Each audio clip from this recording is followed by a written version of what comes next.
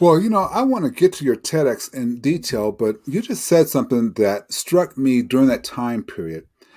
When I was listening to your talk a couple of days ago and again this morning, it really brought home to me. You had to create a vacuum in order to heal.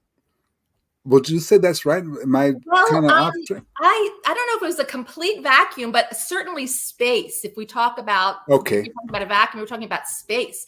Yeah. Absolutely. So, I mean, in my mind, that word is synonymous with what I'm hoping you're describing. And yes, I did have to create space because we try and keep things the same. We try and do so many things to keep ourselves feeling good that we don't have that space. And one thing, this is just anecdotal, I'll just tell you quickly Yeah. that, and I talk about this in my book because I can't talk about everything in my TEDx talk.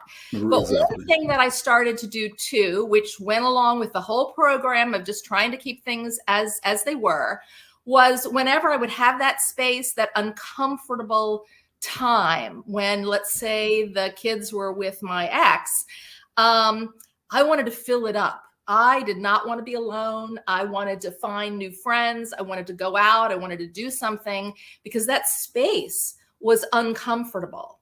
And at some point, I also realized that if I didn't create that space and allow for that space, that new things could not enter my life. So that Hmm. became something that I was sort of playing with and kind of, it was something that just kept coming back. And even the other day, like a couple of weeks ago, I said, I'm not planning anything this weekend because maybe something that's waiting to come into my life is waiting for me to like slow down. So Wow. that's exactly right. I believe that.